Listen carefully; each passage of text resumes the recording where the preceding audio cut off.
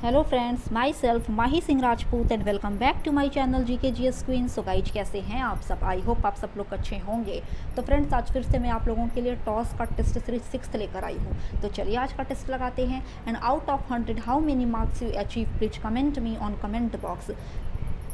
तो friends, video start करने से पहले अगर आप मेरे चैनल पर नए हैं तो प्लीज़ मेरे चैनल को जाकर विजिट करें। वहाँ पर मैं continuously specially Bihar SI candidate के लिए टेस्ट सीरीज करवा रही हूँ। इसके अलावा आपको मेरे चैनल पर बिहार स्पेशल, बिहार एसआई के previous year question, current affairs 2021 के घटना चक्र सब के सब ऑलरेडी अपलोडेड मिलेंगे। अगर आपको मेरा वीडियो पसंद आता है तो प्लीज़ मेरे चैनल को सब्सक्राइब, लाइक एंड ज़्यादा से ज़्यादा फैमिली एंड फ्रेंड्स के साथ शेयर करना ना भूलें। So let's started. आप मुझे फेसबुक तथा इंस्टाग्राम पर भी फॉलो कर सकते हैं, जिसका लिंक मैं आपको डिस्क्रिप्शन बॉक्स में दे दूंगी। For PDF and latest update please join with me on Telegram channel and link is given in description box. So let's started. यहाँ पर क्वेश्चन नंबर फर्स्ट है कि आर्य जनजातियों की प्राचीनतम बस्ती कहाँ है? ऑप्शन सी इज करेक्ट, सप्त सिंधु। आर्य जनजाति की अगर बात करें ना तो ये सिंधु नदी से सतलज नदी तक इनकी जनजातियां विस्तृत थी। तो इस पॉइंट ऑफ व्यू से इसका correct answer option number C हो जाएगा। नेक्स्ट है कि लिच्छवी दौहित्र किसे कहते थे? ऑप्शन डी समुद्रगुप्त को। देखिए, समुद्रगुप्त पर जो प्रयाग प्रशस्ति अभिलेख की रचना समुद्रगुप्त के दरबारी कवि हरिशेन ने की थी ना, तो उसी अभिलेख में समुद्रगुप्त के लिए यह पार्टिकुलर वर्ड यानी लिच्छवी दौहित्र का यूज किया गया था। लिच्छवी दौहित्र मतलब होता है लिच्छवी कन्या से उत्पन्न, यानी कह सकते हैं कि समुद्रगुप्त की माता एक लिच्छवी राजकुमारी थी। नेक्स्ट है कि मिहिर भोज राजपूतों के किस कुल से संबंधित थे? तो ऑप्शन ए प्रतिहार कुल से। अगर मिहिर भोज की बात करते हैं तो ये रामभद्र के पुत्र तथा उनके उत्तराधिकारी थे, और ये प्रतिहार वंश के काफ़ी इम्पोर्टेंट यानी योग्य शासक रहे मिहिर भोज। इन्होंने अपने शासनकाल के दौरान आदि वराह तथा प्रभास ये दोनों उपाधियां स्वयं के लिए धारण की थीं। नेक्स्ट है कि प्रसिद्ध फारसी त्यौहार नौरोज का प्रवर्तन किसने किया था? तो ऑप्शन डी यानी बलबन ने। देखिए, पारसियों की एक त्यौहार थी, 9 दिनों में मनाई जाती थी, 9 रोज, ठीक है, तो वो बलबन ने शुरू किया था वो त्यौहार को। तो चलिए नेक्स्ट है कि बाबर ने तुचुक ए बाबरी नामक अपने संस्मरण किस भाषा में लिखे थे? तो इसका correct answer option number C हो जाएगा, तुर्की लैंग्वेज में। बाबर ने जो बाबर नामा यानी तुजुक ए बाबरी लिखा था वो तुर्की लैंग्वेज का था। नेक्स्ट है कि नाना फडणवीस का मूल नाम था? Option D Balaji Janardan Bhanu. Next, किसने कहा था सत्य परम तत्व है और वह ईश्वर है? यह कथन महात्मा गांधी का था। नेक्स्ट है कि किस चार्टर एक्ट से चीन के साथ ईस्ट इंडिया कंपनी का व्यापार एकाधिकार समाप्त हुआ? तो 1833 के चार्टर एक्ट के तहत, ठीक है ना, सिर्फ 1833 के चार्टर एक्ट के तहत चीन के साथ तो व्यापारिक जो संबंध थे, एकाधिकार थे ईस्ट इंडिया कंपनी के, वो तो समाप्त हुए ही, साथ ही 1833 के चार्टर एक्ट के तहत बंगाल के गवर्नर जनरल को भारत का गवर्नर जनरल बनाया गया, और भारत का पहला गवर्नर जनरल बना लॉर्ड विलियम बेंटिंग। नेक्स्ट है कि दी गई घटनाओं के निम्नलिखित कालानुक्रमों में कौन सा सही है?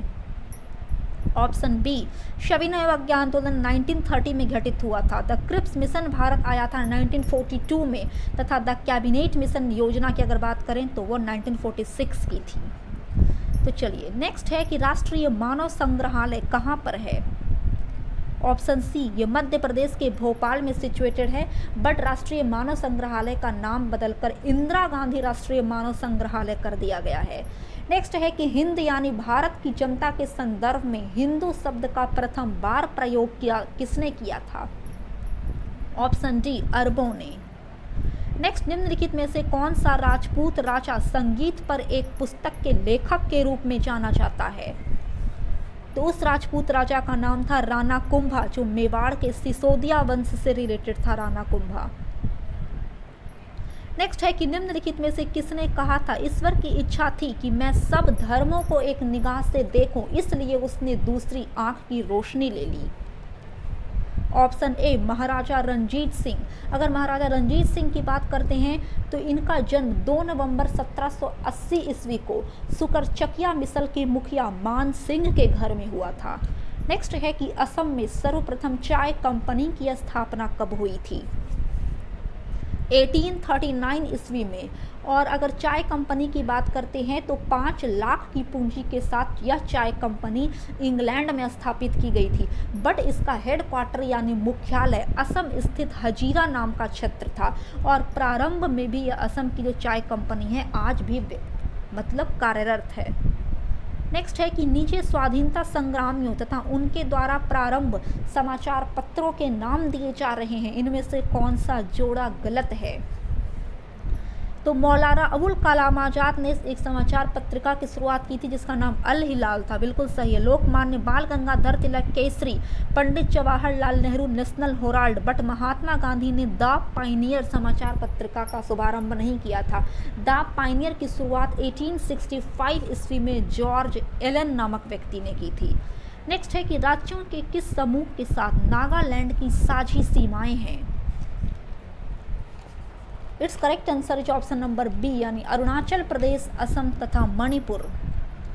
नेक्स्ट है कि मृदा की लवणता मापी जाती है? ऑप्शन ए चालकता मापी से। नेक्स्ट, यह एकमात्र राष्ट्रीय उद्यान है जहां कश्मीरी महामृग पाए जाते हैं।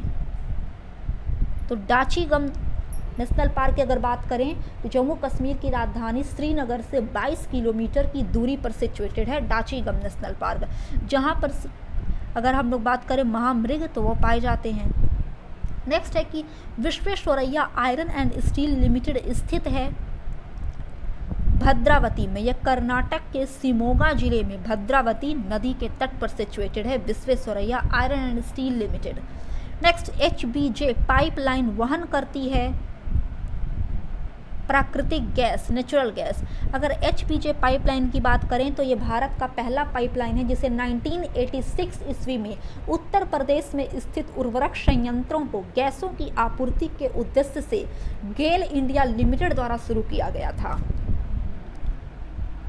नेक्स्ट, निम्नलिखित में से किस पर्वतीय स्थल के नाम का अर्थ वज्रपात स्थल है? दार्जिलिंग। नेक्स्ट, निम्नलिखित में से कौन सा जोड़ा गलत है? तो ऑप्शन ए यानी आर्द्रता की अगर बात करें तो आइसो हाइट से आर्द्रता का मापन नहीं किया जाता है। आइसो हाइट से वर्षा के घटक की मापने की रेखा है आइसो हाइट, बाकी सब सही हैं। नेक्स्ट है कि रिएक्टर स्केल का प्रयोग किसके मापने के लिए किया जाता है? भूकंप की तीव्रता। नेक्स्ट, ग्रीन हाउस प्रभाव का कारण क्या है? Option B carbon dioxide. Next, अम्लीय वर्षा में क्या होता है जिससे वनस्पतियां नष्ट हो जाती हैं?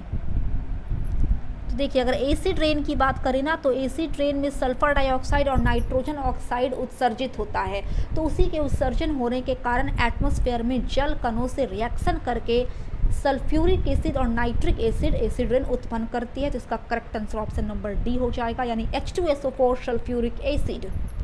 नेक्स्ट है कि भारतीय उपमहाद्वीप मूलतः एक विशाल भूखंड का भाग था जिसे कहा गया गोंडवाना लैंड। नेक्स्ट, भारत में यरलुंग नदी को किस नाम से जाना जाता है? ब्रह्मपुत्र। नेक्स्ट, निम्नलिखित में से कौन शक्ति तथा खाद दोनों दे सकता है? बायोगैस संयंत्र।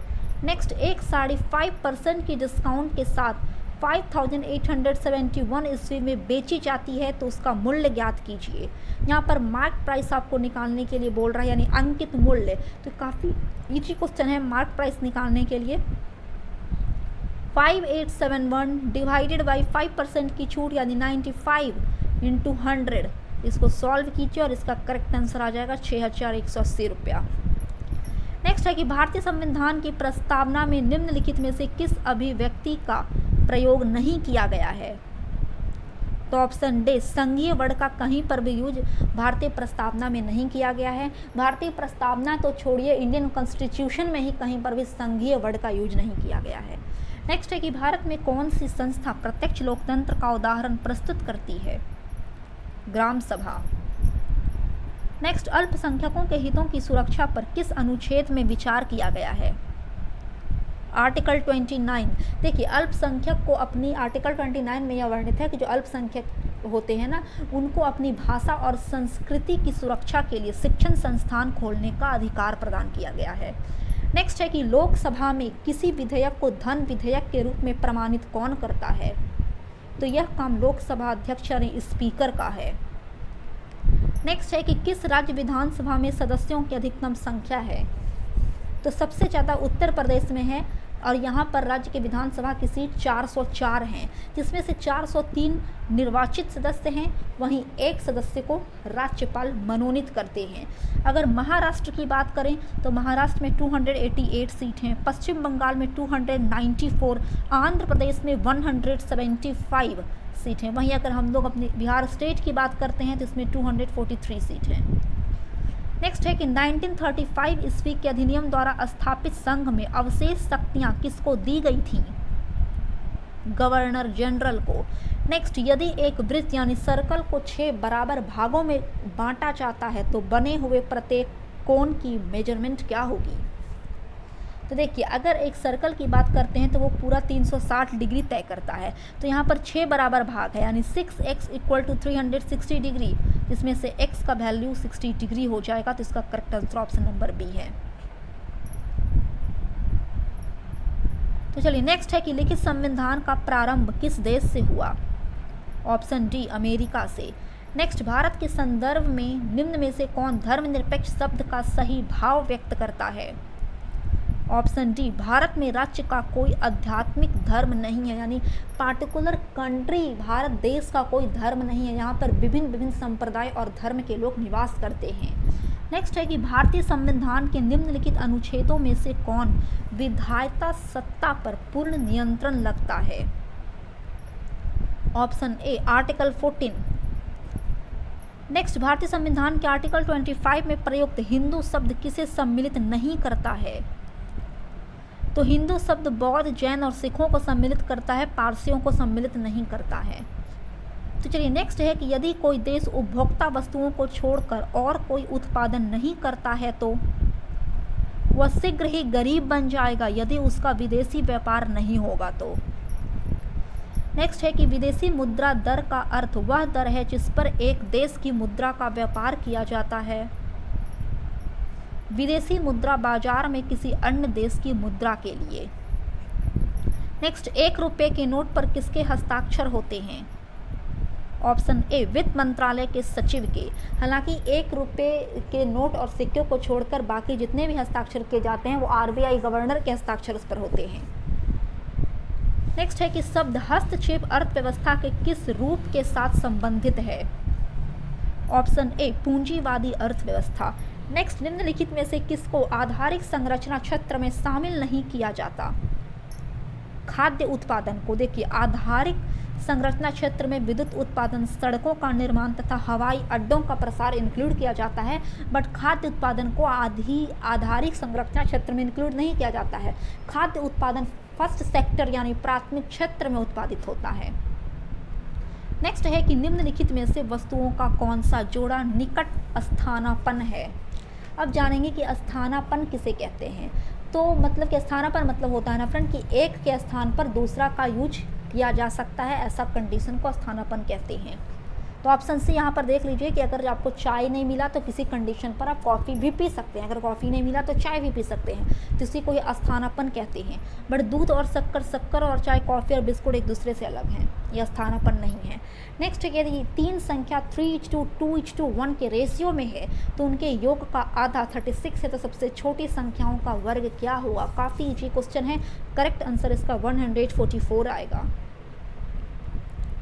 नेक्स्ट है कि केंद्रीय बजट में लगातार कितने वर्षों का प्राप्तियों और व्यय का विवरण होता है? ऑप्शन सी, 3 वर्षों का। नेक्स्ट, सरकार के घाटे का वित्त पोषण का सबसे बेहतर साधन माना जाता है एक्सटर्नल एड्स यानी विदेशी सहायता को। नेक्स्ट, किसी धातु को पाचन सामग्री के रूप में प्रयोग करने के लिए निम्न में से कौन सी कसौटी अपनाई जाती है? ऑप्शन सी, अधिक विशिष्ट ऊष्मा। नेक्स्ट, परिदर्शी यानी पेरिस्कोप किस सिद्धांत पर कार्य करता है? तो पेरिस्कोप किस प्रिंसिपल पर काम करता है, तो परावर्तन पर। अब देखिए पेरिस्कोप जो होता है ना, उसका जनरली यूज पनडुब्बी, युद्धपोत में छिपे सैनिकों द्वारा लक्ष्य को देखने तथा शत्रु की गतिविधियों को पता लगाने के लिए किया जाता है। नेक्स्ट है कि जूम लेंस क्या होता है, तो जूम लेंस एक परिवर्ती फोकस दूरी वाला लेंस है। नेक्स्ट है कि पराश्रव्य तरंगों की आवृत्ति होती है विशिष्ट रूप से, यानी अल्ट्रासोनिक वेव की अगर फ्रीक्वेंसी की बात करें तो ये मोर देन 20 किलो हर्ट्ज यानी से ज़्यादा होती है। इतनी ज़्यादा होती है ना कि नॉर्मल हम लोग जनरली जो इंसान होते हैं इसके साउंड को नहीं सुन पाती है हमारी कान, इतनी ज़्यादा स्पीड से ये चलती है। नेक्स्ट है कि पैरासूट धीरे धीरे नीचे आता है जबकि उसकी ऊंचाई से फेंका गया पत्थर तेजी से गिरता है, ऐसा क्यों? क्योंकि पैरासूट के पृष्ठ का क्षेत्रफल ज़्यादा है, अतः वायु का प्रतिरोध अधिक है। नेक्स्ट है कि निम्नलिखित में से कौन सा डाटा हायरार्की का आरोही क्रम है? Option C bit byte field record file तथा डाटाबेस। नेक्स्ट, दूध का आपेक्षिक घनत्व यानी रिलेटिव डेंसिटी किससे मापा जाता है, तो लैक्टोमीटर से। नेक्स्ट है कि पदार्थ के मोमेंटम और स्पीड के रेशियो में कौन सी फिजिकल क्वांटिटी प्राप्त की जाती है, स्पीड यानी वेग। नेक्स्ट है कि एक लड़की झूले पर बैठी स्थिति में झूला झूल रही है, उस लड़की के खड़े हो जाने पर प्रदोल आवर्तकाल क्या होगा? ऑप्शन ए कम हो जाएगा। नेक्स्ट है कि निम्नलिखित में से कौन सी धातु अन्य धातुओं के साथ अमलगम बनाती है? पारद यानी मरकरी, अगर मरकरी का उपयोग करें तो पारे का उपयोग अमलगम, थर्मामीटर तथा सिंदूर बनाने के लिए किया जाता है। नेक्स्ट है कि शुद्धिकरण की प्रक्रिया में गंदे पानी का उपचार फिटकिरी से करते हैं, यह प्रक्रिया क्या कहलाती है? अस्कंदीकरण। नेक्स्ट है कि किस प्रकार की अभिक्रिया में सबसे अधिक हानिकारक विकिरण पैदा होता है, तो शलयन अभिक्रिया में, बिकॉज ये बहुत तीव्र गति से होती है इसलिए। नेक्स्ट है कि आतिशबाजी में हरा रंग किसके क्लोराइड लवण के कारण दिखाई देता है, तो due to presence of barium chloride.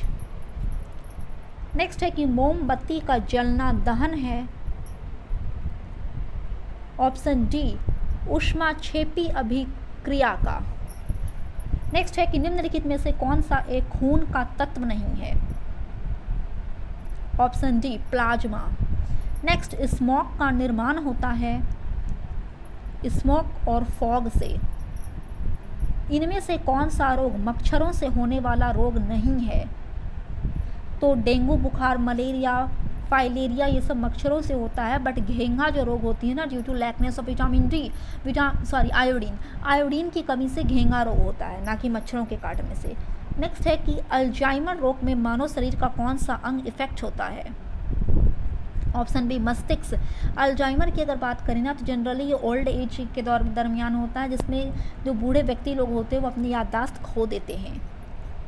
Next है कि ल्यूकेमिया को नियंत्रित करने के लिए उपयोग किया जाने वाला रेडियोधर्मिक समस्थानिक कौन सा है, तो इस आइसोटोप का नाम है कोबाल्ट 60।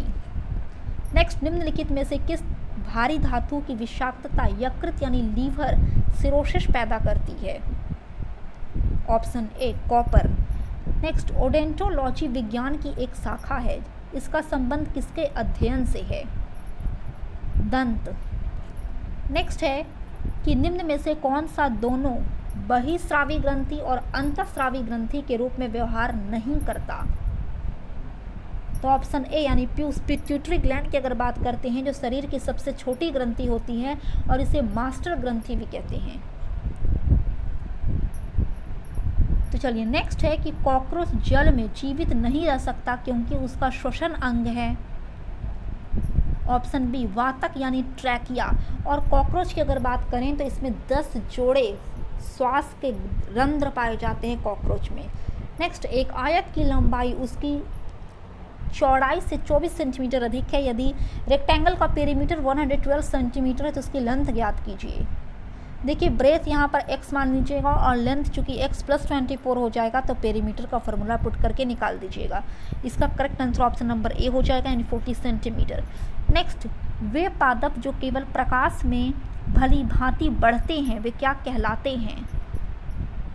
आठपोदभीद।